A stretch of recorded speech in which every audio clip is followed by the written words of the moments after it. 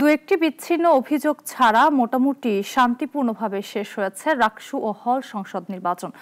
ভোটের ফলাফল গণনা চলছে, তবে ফলাফল ঘোষণায় কিছুটা সময় লাগতে পারে বলে জানিয়েছেন সংশ্লিষ্টরা।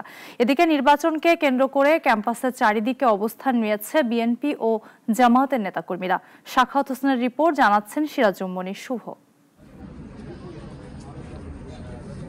রাজশাহী বিশ্ববিদ্যালয় কেন্দ্রীয় ছাত্র সংসদ, হল সংসদ ও সিনেটের ছাত্র প্রতিনিধি নির্বাচনের ভোট গ্রহণ শেষ হয়েছে।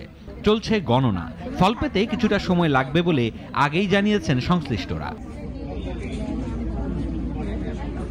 সকাল 9টা থেকে বিকাল 4টা পর্যন্ত ক্যাম্পাসের 9টি একাডেমিক ভবনে স্থাপিত 17টি ভোট কেন্দ্রে ভোট গ্রহণ চলে। বিকাল থেকে বিশ্ববিদ্যালয়ের কাজী নজরুল ইসলাম মিলনায়তনে কেন্দ্রীয়ভাবে ফলাফল গণনা শুরু হয়। এদিকে ভোট প্রদানের পর আঙ্গুলের কালি মুছে যাওয়ার অভিযোগ করেছেন বেশ কয়েকজন শিক্ষার্থী। আর পোলিং এজেন্টদের ছবিসহ ভোটার তালিকা দেখতে বাধা দেওয়ার অভিযোগ করেছেন ছাত্রদল সমর্থিত ভিপি। আপনারা দেখতে পাবেন যে অমোচনীয় কালিটি যেটি বলেছে তা এখনই প্রায় উঠে গিয়েছে, মানে একটি পানি দিয়ে ধুলে কিন্তু উঠে যাবে। তো আমাদের কথা দেওয়া হয়েছিল অমোচনীয় কালি কিন্তু দেওয়া হবে, সেই কালিটি কিন্তু দেওয়া হয়নি। ক্যাম্পাসে বহিরাগতরা প্রবেশ করেছে বলে অভিযোগ করেছেন শিবির সমর্থিত সম্মিলিত শিক্ষার্থী জোটের জিএস প্রার্থী ফাহিম রেজা। পুরো প্রশাসনের এবং হল প্রবেশের কিছু শিক্ষক, আমরা ইতিমধ্যেই অভিযোগ এসেছে, তারা আমাদের প্রতি একেবারেই বিমাতাসুলভ আচরণ শুরু করে দিয়েছে।